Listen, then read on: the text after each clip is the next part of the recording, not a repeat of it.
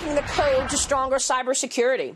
The issue at the forefront of the World Economic Forum here in Davos. Last year, we saw the massive Equifax data breach, and Intel is still struggling to fix a major security flaw with its computer chips. Just yesterday, Alphabet, parent of Google, launched a business to sell cybersecurity software to Fortune 500 companies, dubbed Chronicle. The new unit from the Google parent company will use machine learning to detect threats quicker than ever. To talk more about the future of cybersecurity, I want to bring in the CEO of SAP, Bill McDermott. And Bill, it's great to see you. Hi, Maria. Thank you so much for joining us. Thank Obviously, you. SAP has been in the forefront in terms of cyber, in terms of security, and the cloud business. How are things going? Really well. We're very fortunate. You know, the company has a real purpose, and that is to help this world run better and improve people's lives. And technology is playing a very special role in doing that. Every CEO here is talking about this consumer-driven growth revolution. How do I get to my consumer? How do I give them exactly what they want in the form they want it?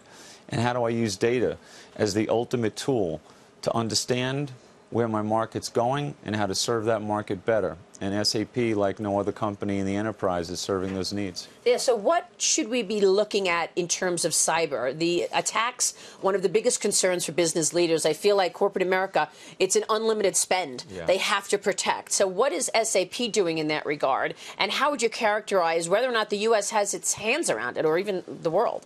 Yeah, obviously this is going to be an ongoing issue, and every company has to be resolute in managing it. We're very fortunate because for more than 40 years now, we've been managing the world's largest enterprise systems. So we have very sophisticated security. Obviously, our cloud is the most secure. I think the big thing is prevention. You know, most companies fall into the traps by just not preventing and doing the small things right. Once you find the problem and you do detect it, you obviously have to react. The key to the whole thing is to prevent it in the first place. Based upon the chip issue that you mentioned, we, like all other large significant companies, are obviously working on this in real time with the producers of these chips, but so far, so good. Bill, how would you characterize things? I know you're reporting earnings in the next week, so you're going to have to not be so specific. But from a 30,000 feet sort of outlook, I mean, we're talking about 4% growth in the U.S. Yeah. We're talking about 2% growth in Europe. How do things feel for you as a German company in Europe first? There isn't a CEO here in Davos that is not positive right now on global growth. And the stimulus in the United States and the tax plan has only helped that. But on Monday, I was with President Macron in France, and France is also lowering taxes and making it easier for business to do business. So there's just a really good feeling right now about growth and investing in markets. And really, the ultimate sentiment here is just doing it right. So grow and run your company well and do it with a purpose, and don't leave people behind, because there's a lot of people that need to be trained, retooled, hired, and we need to give them opportunities. I was very interested in my meeting with Prime Minister Modi when he said there's 800 million people in India between the ages of 16 and 36. So there's like lots of young people that we have to initiate in this economy and in this workforce, and that's really what we have focused on, really getting the energy of the young people and the hiring and the retention of our people right, so our company continues to prosper. I think that's been a real difference maker. Are you poised to invest more in the U.S., more in France, as a result of the lower tax rates? I wouldn't say our investment thesis is being based upon taxes, candidly, but it is based upon leaders that want to grow markets and that want to be very friendly to business and help business be successful. So we don't really respond to the tax rate in our strategy, but we are absolutely encouraged by leaders that want to be hyper-friendly to business. Bill, what's the risk? I mean, at some point, we're going to be talking about inflation. We're going to be talking about higher wages and a tight labor market. Right. You know, it's been a lot of optimism here, and I get worried that there's almost complacency because everyone is so bullish about things. What do you worry about, and what are the risks? The number one issue always is complacency. You're absolutely right. You know, you can't look down. You got to keep looking up.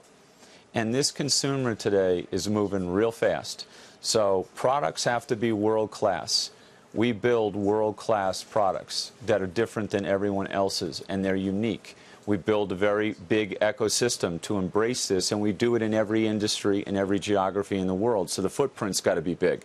So what I worry about the most is making sure that product is perfect, making sure that customer experience is so referenceable and so successful, and making sure we got the best team, because the best team wins. I actually think this is the era where people, even more so than technology, will take over as the most important asset, because we have actually increased 50,000 jobs in the last 8 years. And as you know, I've hired immensely young people, and we've gotten the company younger by 1 year every year. But what that's done is it's taken the more tenured people and made them even more loyal to the company, because there's such a cross-section of knowledge sharing. And this has inspired thousands and thousands of people, and we want to keep going. So if we can keep the people right, if we can focus on a great product and an unbelievable customer experience, there's nothing that can stop SAP. Even though machine learning and robotics is supposed to take people's jobs? This is wild. You know, I believe in augmented humanity. Okay. The machine is there to help the human, to work with the human, to make them better. You know, I'll tell you a funny story. Yeah. I gave a speech in Miami for the NBA. My great friend Adam Silver asked me to talk to his team. And I was introduced, and they would tell me the story about Sandra Sanchez. And Sandra Sanchez put out an open auction to buy Sacramento Kings tickets. And the head of marketing is responding to this on email and saying, my goodness, she's aggressive. She keeps giving me offers and offers and offers, and now she's calling me. She calls her head of HR and said, I got to hire Sandra Sanchez. They call up the Sacramento Kings. Where's Sandra Sanchez? There wasn't a Sandra Sanchez that worked there. She was a bot. Oh, so my God. look at the beauty of this. The human experience is getting a great offer. The people are doing the more important work, right? The quality work, and the economy moves forward. So we're going to have more jobs for people because of automation, not less. All right, we will leave it there. Bill, it's great to see you. Thank you, Maria. Thank you so much. Bill McDermott is the CEO of SAP.